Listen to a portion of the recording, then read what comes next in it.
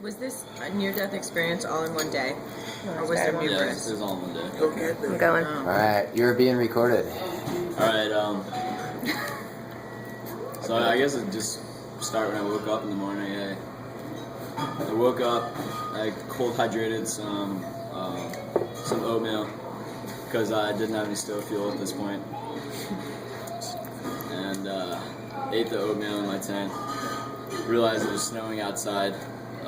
Made the decision to put on all my layers, including my down jacket, with pairs of socks. I figured it was only 26 miles to get into town that day, and that I would make it no problem.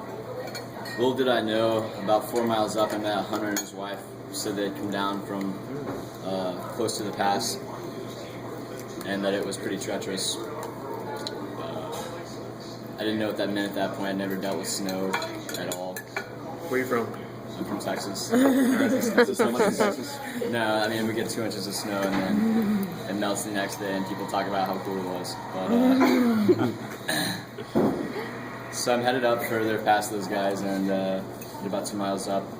The snow steadily just keeps getting deeper and deeper. And finally gets to a point where I am looking for the trail and I see the trail behind me. And in front of me I just see white. There's no ground, no cliffs, no seeing your hand in front of your face. You know, it was white. And I had no idea where to go.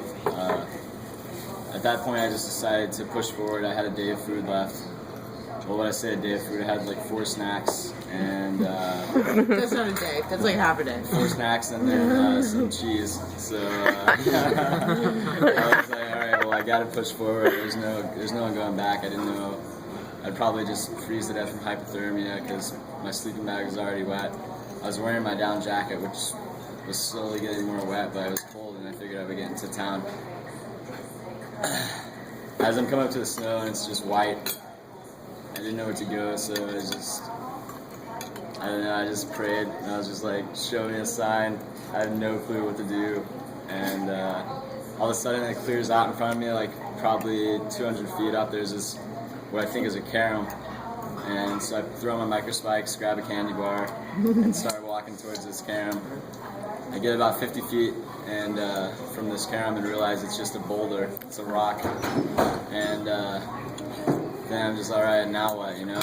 And I look around and probably up the hill, maybe 200 feet up this snowbank is what I think is a sign.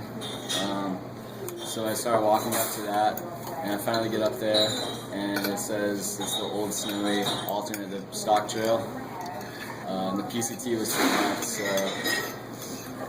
I don't know, I just ended up deciding that everyone was ahead of me at that point still, and that I needed to catch you guys.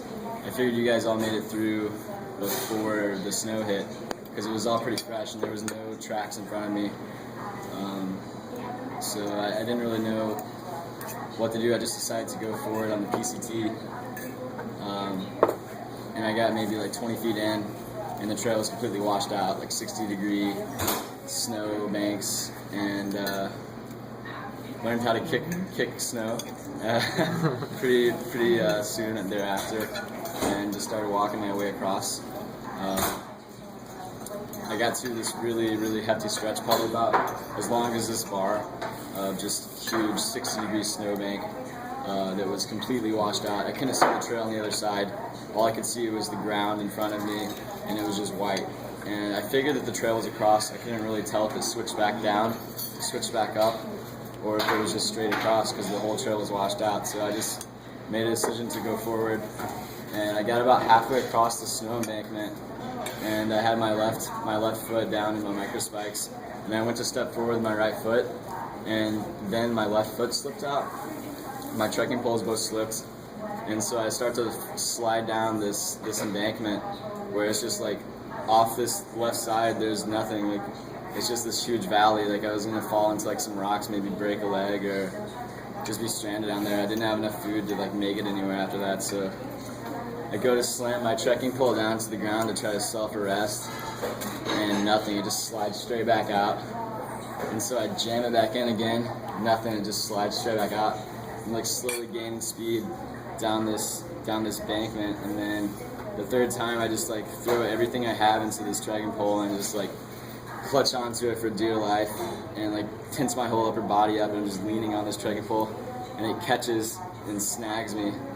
And I was just sitting there for a second, kicked my feet into the snow as far as I could.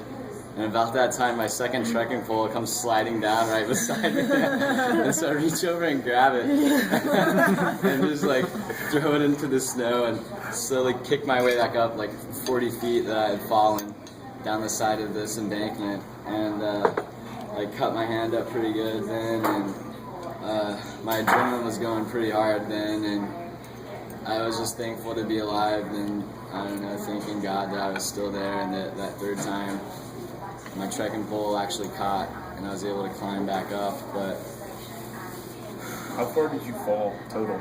probably like 40 feet. Yeah, and then I had to climb back up, that was not easy either. It took me probably 15 minutes to climb back up, but I finally got back up. And then after I got across all that, I took my time after that and figured out, I put my left trekking pole in front and then kick a step right beside it. That way, if my foot did slip, then it would catch on my trekking pole. And then I would just move like that, kind of in a rhythm, going a lot slower. But after that, I realized, oh, here's the knife's edge that everyone was talking about, and it's covered in snow and wet rocks. And I prayed again, Lord, get me through this. I don't know, so I went across that, still no footprints to follow, and made it across slowly but surely the whole way across. And I actually wore my microspikes for the next 2 hours through the mud, just because I was so sketched out and thankful to be alive. I was like, I don't want to slip on this mud either. I'm just gonna keep these on. I don't even care. But I was so cold after that. I went to pull out the cheese, the string cheese in my bag, and my hands were so numb that I couldn't even peel apart the string cheese. I know that feeling. It took me 20 minutes to open a string cheese packet. And I don't know, so later that night, it was actually another sketch because I ended up walking through the dark because I just really wanted to get to town. And I got to the peak after the knife's edge, which was 6,000, 6,500 maybe.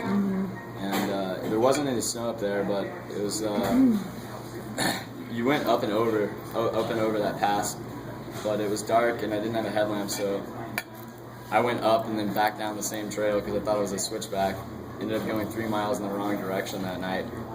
And all my gear's wet, my sleeping bag's wet, my down jacket's wet. I don't have much food.